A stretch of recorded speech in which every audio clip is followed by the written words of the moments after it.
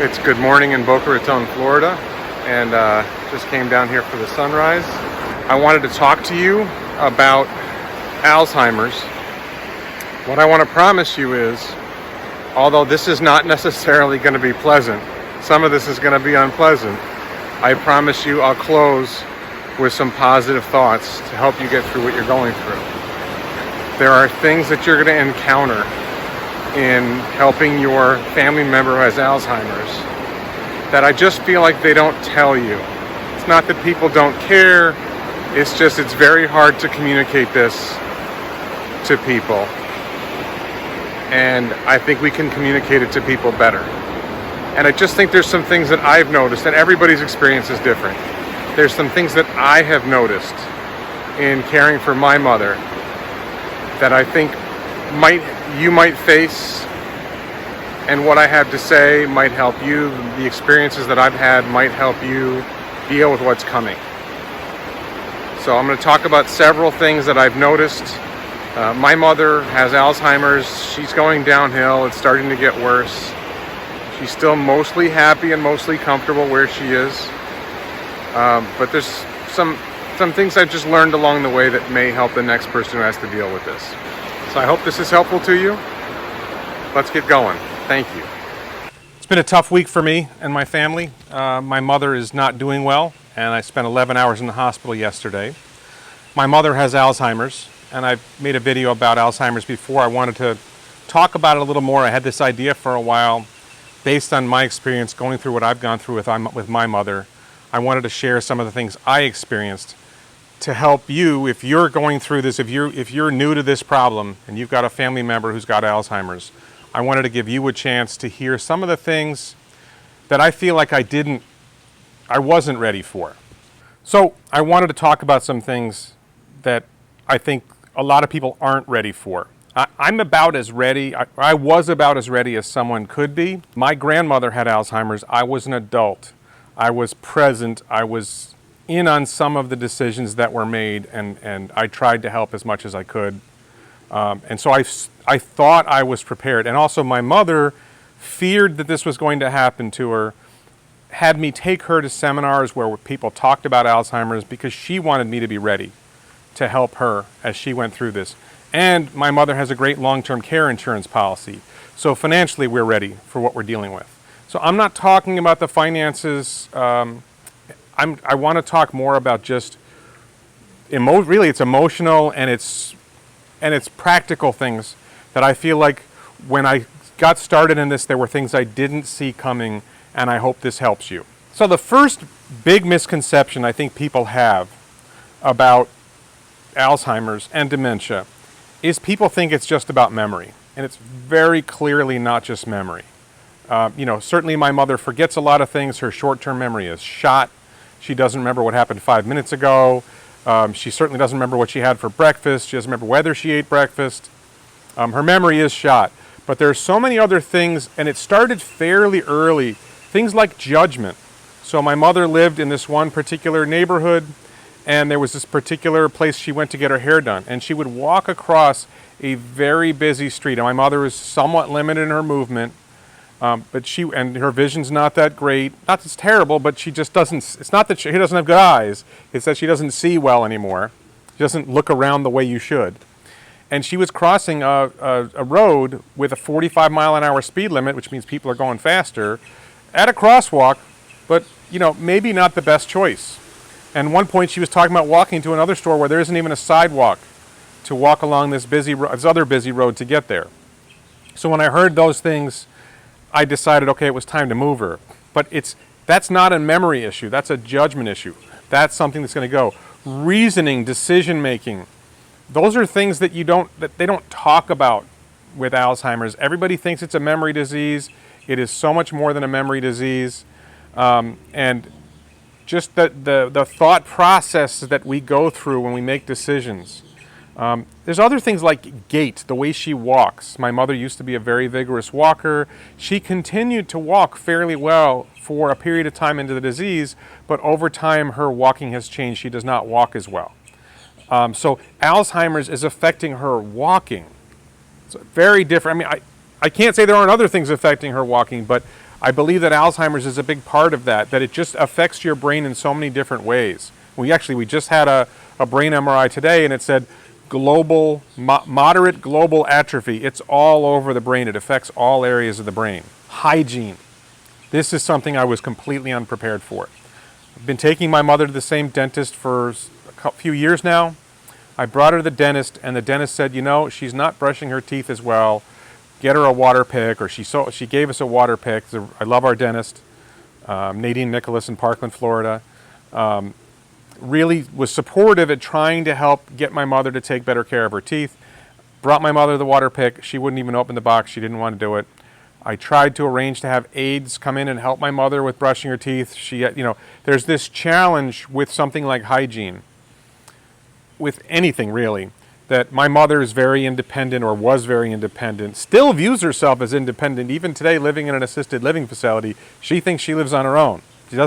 She has to believe she's independent. So challenging that independence by saying you need help with this, it's a very hard decision to make, trying to force my mother, and ultimately I gave up. I accepted that, and I'll talk more about why later in this video. I accepted it wasn't going to happen. And I didn't fight her about brushing her teeth and flossing her teeth, and I just accepted it wasn't going to be done as well. Another important thing, second thing I'll say, that I was not prepared for fully, because I've been to a bunch of seminars and they prepare you for this, and I think it's misleading. The medicines do not work. They will prescribe medicines for your parents, your family members. Aricept is one of them, galantamine is another, memantine is a one that goes along with the other two, and they will tell you this will help.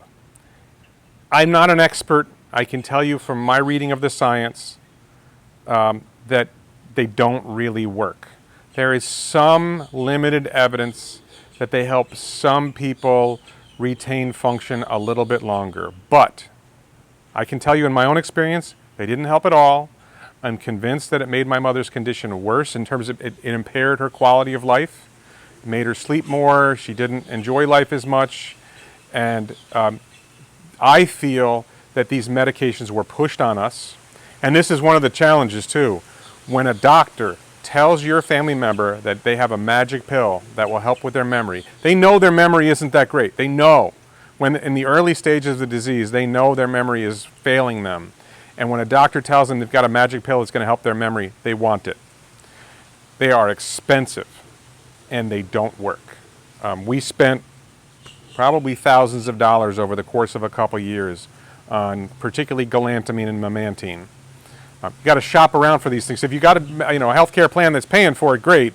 We were paying paying the price for this stuff, so we shopped around, and we were able to get better pricing to an extent, but it was still very expensive to pay for these medications. And my opinion is they did not help my mother at all.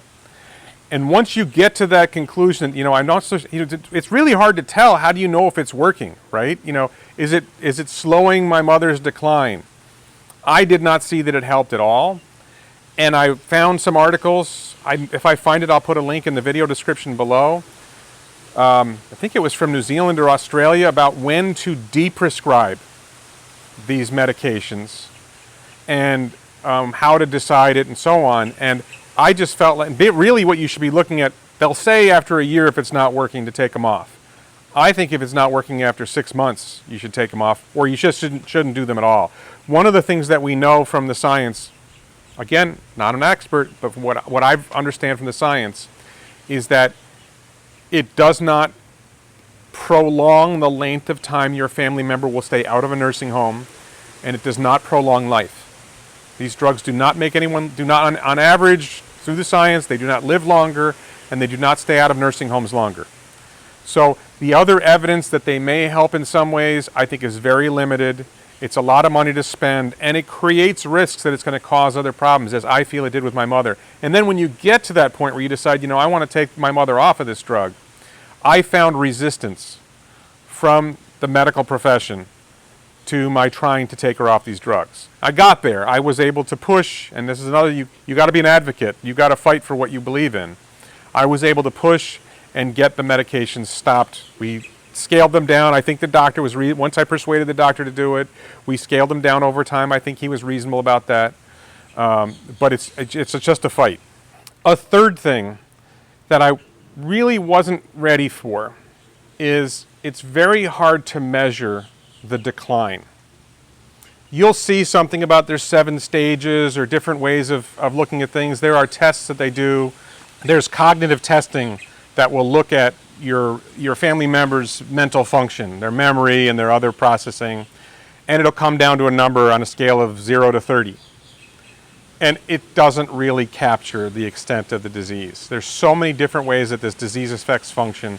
This testing doesn't look at how well your family member walks. It doesn't look at their eating patterns. It doesn't look at their hygiene. It looks at whether they can do a few math things and whether they can remember something for 30 seconds or a minute. I don't feel, based on my experience, that captures it well. And even without, I'm not trying to be critical of the testing. I'm saying more, it's just something that you can't really do. You can't really measure this stuff that well. There just aren't good ways of doing this, and you're sort of stuck. And I think another thing is just along with this, there's no straightforward path that everyone follows. Everybody declines in a different way. So some people might lose all their memory and still do well at other things. Some people might lose other functions first.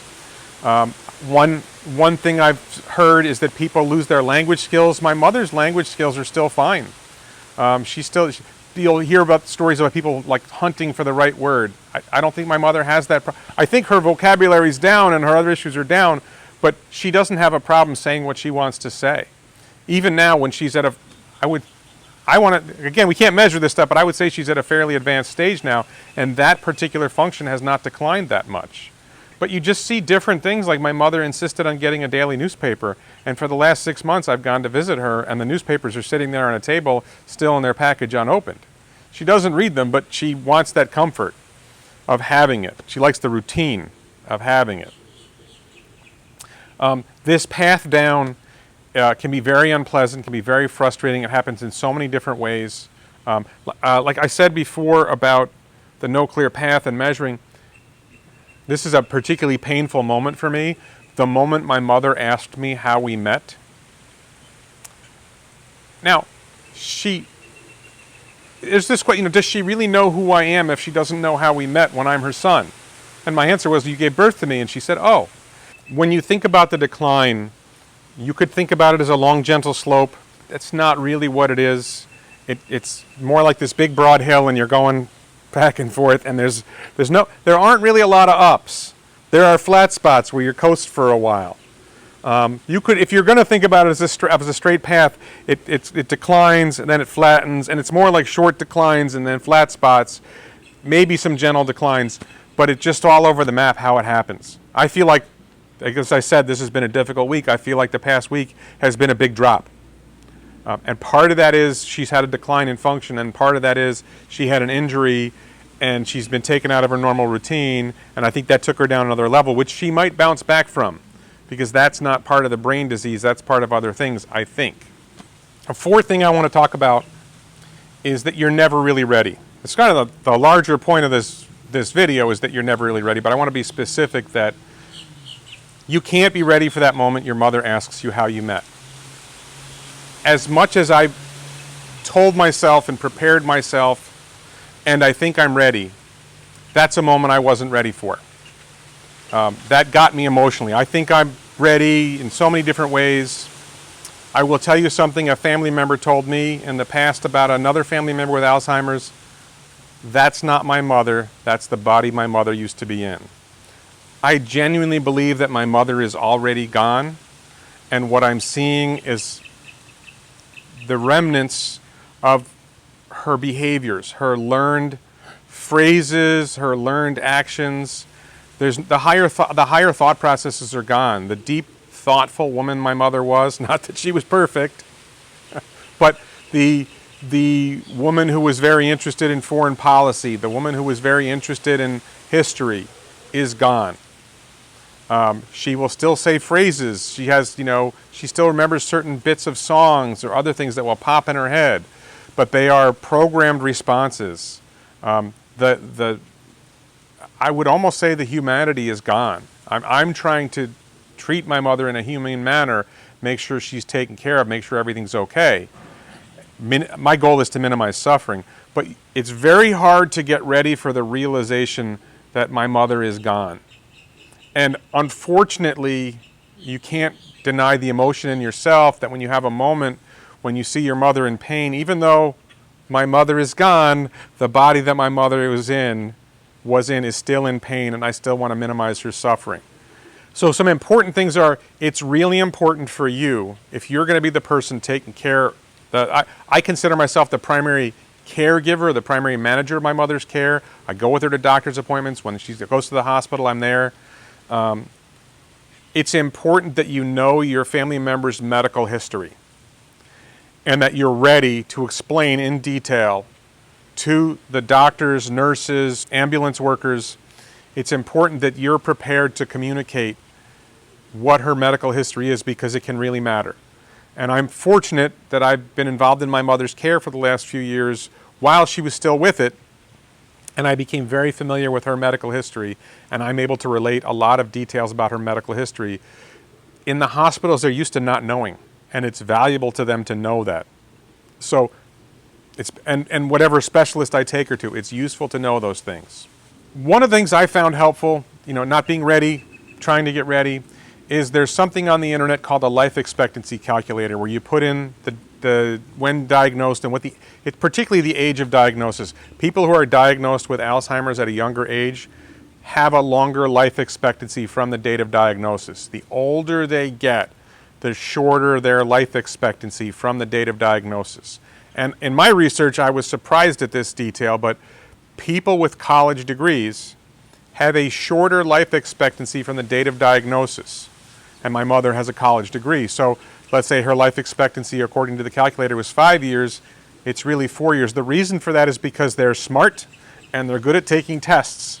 And the way that the medical professionals measure whether the person has Alzheimer's or dementia is they give them a test. My mother loves tests. She still loves tests. She will rise to the occasion and do well on a test. So when they started testing her, she probably already had the disease, but was smart enough and had enough retained knowledge and skill that she was able to pass the tests longer than somebody who wasn't as smart and educated as her. So try to get a sense for financial purposes and to ready yourself emotionally. How long do I expect my family member to survive? So you can prepare for that financially and otherwise. And you're not ready for the hard decisions. I thought I was ready. I think most of my decisions were okay. Sometimes there aren't really right decisions or wrong decisions. You just make decisions. My mother was very focused her whole life about her weight. And she dieted and she tried to exercise, and it really never really worked for her, and she was always heavier than she wanted to be. She actually moved down here to Florida to live closer to me. I pushed her to do that. And in the time she lived here before she was diagnosed, she was exercising more, she was eating healthier, and she actually lost some weight, and she was very happy about that. After diagnosis, she was able to keep it up for a while. When she became no longer really able to take care of herself anymore, she moved into this assisted living facility. And she kept asking me for snacks. And she lost the ability to exercise in the way she had been before, and we weren't able to make it work so she could do as much exercise. So I had a decision to make. Do I try to push her to do more exercise when she was saying, no, I don't want to? Do I keep the snacks away from her when she's asking me for snacks? And I made a decision, and I'm not sure today that I made the right decision to not push the exercise and to let her snack. And my mother gained a lot of weight. And she's very heavy. Now, I will say for the past nearly 2 years that she's been in this facility, she has enjoyed her life. So she has had in the ballpark of 1.5 to 2 years of happiness without the frustrations of worrying about her weight. And she is going to have a miserable 6 months for the rest of her life. 6 months to a year, however long she lives. At some point it's going to get worse and it's going to make her miserable. Her weight now is a problem because she doesn't walk as well. Having extra weight on you doesn't hurt, makes it harder to walk. It makes it harder to stand up. She recently fell. Maybe the weight contributed to her fall. So that's a challenge, that's a balance, and my attitude's still pretty, I'm not sure I made the right decision, but my attitude is the last 6 months are going to be terrible anyway. I saw it with my grandmother. It's not going to be pretty no matter what. There's no way unless she just dies in her sleep of a heart attack, it's just going to be not pretty. And I don't think there's a good way out of it. So the choice I made might not be the choice you should make. I'm still not convinced I made the right choice there. Same thing with, like I said, hygiene. Should I have pushed for her to brush her teeth? Should I have pushed for her to floss? Should I have forced her to take an aid to make sure she did these things? Well, by the time her teeth are now not great. She still hasn't had to have anything done, but probably in the next 6 months to a year, her teeth are going to get worse and it's going to be a potential problem. But she's not really going to be aware of the problem. But I sort of made the judgment, look, I know where she is.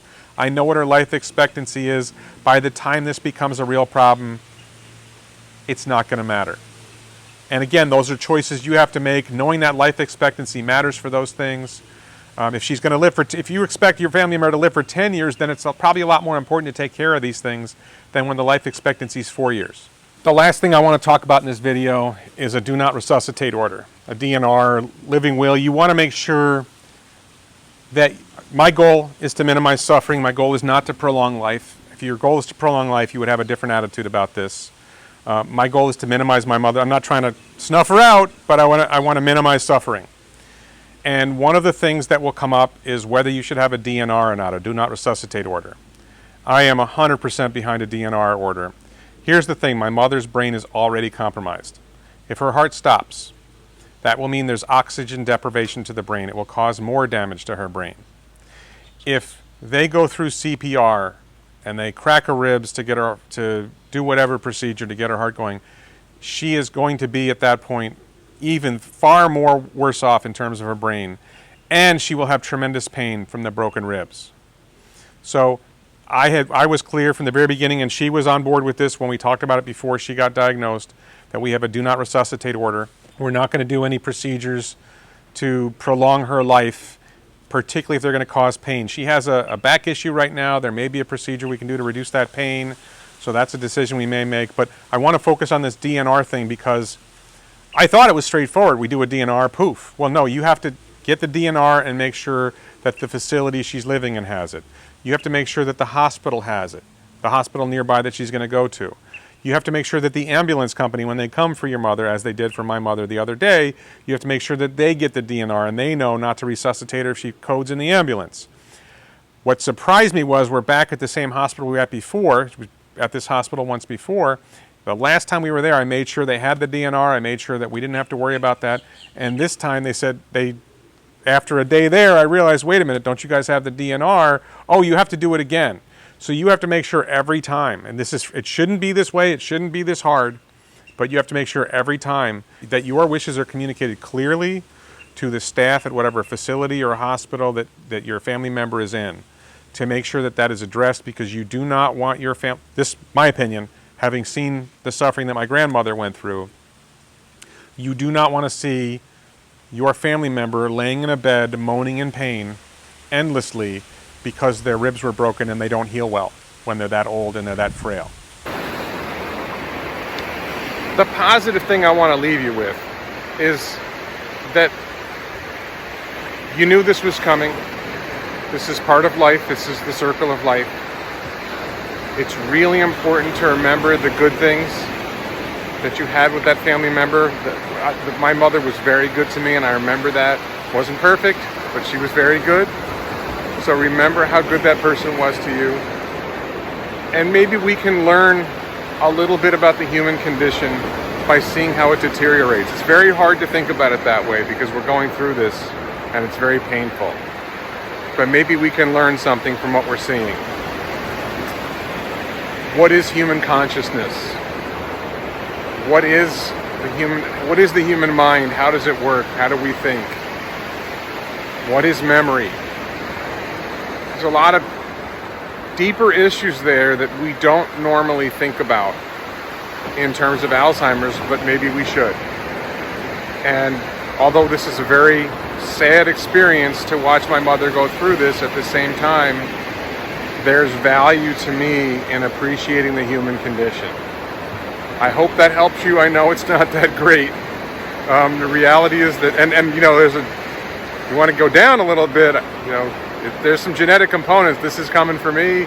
It's coming for my kids. I think the other hopeful thing is that I think researchers are making progress. I'm particularly excited about Neuralink. What Neuralink might teach us about the brain. I don't know that a Neuralink implant is going to solve Alzheimer's, but it might teach us more about what's causing Alzheimer's and dementia. It might teach us more about how we can deal with it. It might give us leads on what will work to treat this horrible disease in the future. So thank you for watching.